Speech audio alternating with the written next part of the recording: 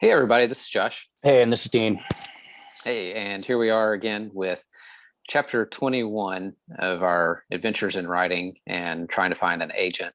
And this week we're going to talk a little bit about what we've been doing, and then we're going to talk a little bit about kind of our writing approach.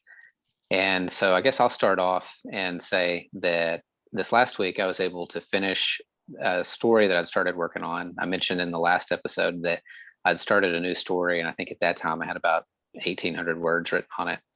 And so I cranked pretty hard on that story, was able to finish that one, at least the first draft, and it ended up just a little bit under 13,000 words. And so I'll need to do some editing and revising on that, and it'll probably get cut down a little bit. But that's pretty much been my week. Dean, how about you?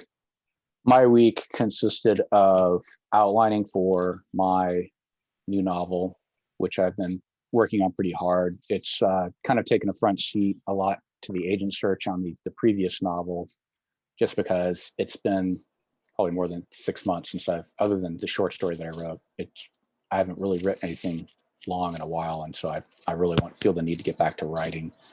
And there's always that tension between trying to promote your last thing that you wrote versus, moving on and writing something new. Yeah, kind of the same here. There's some stuff that I need to do, getting some products updated on Amazon and maybe getting some new stuff on Amazon. But like you said, there's always that tension between doing the business side of it and doing the creative side of it. And the creative side of it's a whole lot more fun than the business side. Ain't that the truth? Looking forward to getting that story revised. And when I get that done, then I'll be shipping it off to Dean for our exchange for read and critique and get some feedback on that. And then I can move forward with that one. But anyway, so moving on from that, this week we were going to talk a little bit about kind of our writing approach when it comes to short stories. And in particular, we were wanting to talk about the different approaches as far as outlining or kind of writing by the seat of your pants. And so I guess we'll start off. Maybe let's kick it off to Dean. And Dean, what's your thoughts on that? Well, and if anybody, we've both read, the How to Write Short Stories and How to Write Fiction books by various authors, and different authors have different philosophies on it. And Josh and I have our own philosophies on writing. So there, as far as creating the initial work or coming up with the initial plot line, there are kind of two ways that it seems like tend to get done. One is there's the authors that have a pretty strict outline that they create beforehand with almost like a steel structure of a building, and then they build the building around that steel structure. And so they're very meticulous in creating their outline. And then there's another school of authors that tend to get called things like the blank pagers or the seat of their pants authors. And with them, it tends to be more like they just start writing, and based on where they're writing, the story kind of goes and progresses, just by feel more than by having a plan set out beforehand. And so they claim at least that there's less of an outline there. Yeah, no and outline. I think Dean and I have, when it comes to short stories, I'm not sure. I think we take a little bit different approaches. So I'm much more of a blank pager or seat of the pants type writer when it comes to short stories. Usually for me, it'll be something that happens in everyday life, and I'll get some spark for an idea, and that'll form the basis of a story. And then but that's usually more of like a setting type thing or a plot device as opposed to a plot. Because one thing, especially when you're first starting to write, one thing that new writers don't always realize is that a good concept doesn't always make a good story. Like a good plot concept, like, wouldn't it be cool if the world was ending? That's a good concept that a lot of people might find interesting, but that's not really a good plot, because you've got to have some type of a conflict that your protagonist is trying to overcome. And the actual plot of your story is how you accomplish a goal, or how your protagonists accomplish a goal. So I'll have an idea for something that I think is a pretty cool plot device or a good background setting, and then I'll figure out, okay, so what is the actual plot that's going to carry, this setting or this plot device. And so I'll kind of go from there and just formulate the idea in my head and just work forward. And a lot of times I'll kind of let the story write itself as I'm working, and I'll just kind of see things play out in my head and translate it down into to the word processor, and I'll go that route. But I'm not sure. I don't think Dean takes quite the same approach. Dean, how do you work on your stories? Well, initially, especially when I wrote short stories, and my short stories tended towards the long side, and maybe that's reflective of how I'm organizing it, but I tended to outline a lot more on even short stories than I think Josh does. But I will say, as I've moved along, like the last short story I wrote, I did have an outline, but it was really just in my head. I didn't really have to write it all down. It was just over the course of a few hours in a day that I thought I'd been thinking about things, and I'd been thinking about situations with people that I'd been in or things that people had said. And from that, I kind of created each scene in my head, basically. And so that was, I didn't have an outline written down. I mean, but there was an outline. It was just more in my head. And I can get away with that in short stories.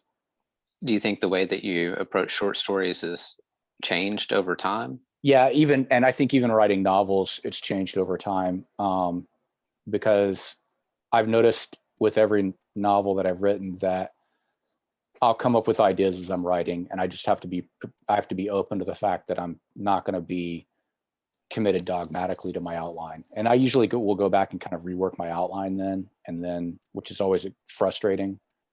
It can be very frustrating, but if you have a good idea, then you should be open to making those changes. You shouldn't think of the outline as, like I said, don't be too dogmatic about your outline. You should be willing to make changes. For me, when writing a short story, I definitely just kind of let it flow. And then when I get done, it's almost kind of like my first draft acts, I guess, somewhat like an outline in a Yeah. way, because I just let it flow when I get it all out. And then when I go back to revise and I look at that first draft, then I kind of tighten it up and use that kind of as the skeleton, and then flesh it out or straighten it out, and get everything consistent. But I'll work off that first draft. All right. Well, and then moving on from that, we were just going to touch a little bit on what we've been reading. Unfortunately, for me, that's not really been anything since I spent the last week mostly writing. I haven't really had a lot of time to do a lot of reading between legal work and then writing on that story that ended up at nearly 13,000 words. That kept me pretty busy. But Dean, how about you? What have you been reading? Well, I've been doing not fiction reading, but reading some nonfiction, and I think that can be helpful for you as a writer, as a fiction writer, even. Sometimes the old saying is, truth, or the truth is stranger than fiction. I think is definitely true, and there's a lot of history that you can learn about people, and what motivates people and why they've done the things that they do. And so what I've been reading is a book. It's a history book. It's not really an academic history book. It's more written for to tell a good story, which is another good reason to read this type of history book. And it's called Gold, Glory, and the Gospel. And it's basically the history of from about early 1400s of Spain and Portugal until I'd say the 1700s or the 1800s, and the empires that Spain and Portugal built up around the world, in Africa and Asia and in the New World, obviously. And it tells it from the perspective of different major explorers. So right now I'm dealing with Portugal, which I didn't know much about, and the kings and princes in the 1400s who started out exploring like Africa. And then it's going to move on to people that more of us have heard, which is like Hernan Cortez, who conquered the Aztecs in Mexico, Magellan, I think Christopher Columbus is in there as well later on. And it's told in a very narrative format, so it's almost like reading a story or a novel. And it's by someone. The author's name is Lewis B. Wright. Here, let me hold up there's their name again, and then there's his name, Lewis B. Wright. If you can see that. What really amazes me is Portugal. They basically started out, exploring just around the lower portions of Africa, and they thought if they went too far south, like you'd end up in, they didn't know what it was. They were afraid to even go that far. And it's amazing to think about how limited their worldview was, the European worldview was at that point, and how little they knew about the world, and how to me, how heroic these people were to be willing to go out and explore a world that they knew very little about, and to them was a very frightening place, and possibly was filled with magic or creatures or monsters that they didn't know anything about, because they didn't know much about the universe or the earth or anything. So to me, that they're heroic explorers. That's pretty interesting. What was it that led you to read that book? I was researching the warfare in the New World before Columbus, and essentially, we've all been kind of fed this bill of goods that the noble savage of Rousseau and everything, that when the white man came to North America and it was all just peace and happiness, and then the white man caused warfare and perdition and misery to the New World. So I was researching the archaeological evidence, which is now tending to indicate that there was a lot of violence already going on in North and South America before the Europeans arrived. And they found that through, they examined the bones of people, and they find, skull injuries that are clearly from, getting hit over the head with an axe or a tomahawk or something, or they find, evidence of cannibalism or evidence of scalping, with the bone cuts and everything.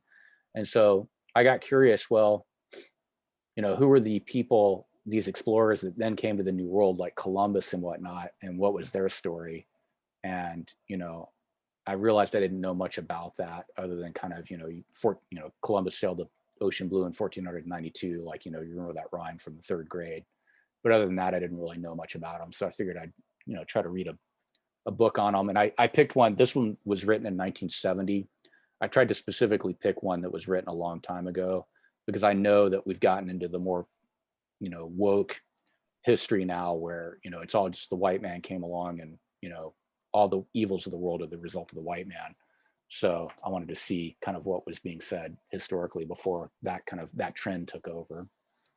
Yeah, that's definitely a good idea, because anything that's written now is certainly going to adopt the most popular current views and factor that in, or else it's even not going to get published. Yeah, and really, like, Magellan and this other guy they're talking about, who's Prince, I think his name was Prince John. He was one of the princes of Portugal. His mother was a British queen who came, and she married the King of Portugal. And he really was the driving force on exploration. I don't think he went out and explored, but he sent out and funded these explorers. And they just started out going along Africa. And, that was a huge deal back then, discovering the Canary Islands and, those kinds of things. And to me, like, he's a real hero, that he was willing to push the bounds of human knowledge and exploration, and get out there and try and figure out, what's going on in the world. And so, like, his story hasn't really been told. And I have a feeling I'm really going to enjoy learning about Magellan. And, I've heard these names before, but I don't know much about them. And I think they're real heroes that tend to be, all you hear is the negative aspects of them now. So. Yeah, that's true. That's interesting. You'll have to keep us posted on how that one develops. All right. Well, did you have anything else you wanted to add? I think that's it. All right. Well, I think that wraps us up for this week. So just take a moment to remind everyone to like and subscribe, and ask you to leave a comment below, and maybe we get a dialogue going with our viewers. And in the meantime, hope everybody has a good week. Bye, folks. Sorry, I got to start over. I don't know why that's backwards. It's really weird. Ah, shit. All right. We'll get better at this as we go, I guess. And what's going into the sausage here? There's definitely some reflection off my head. Yeah, I may end up in federal prison.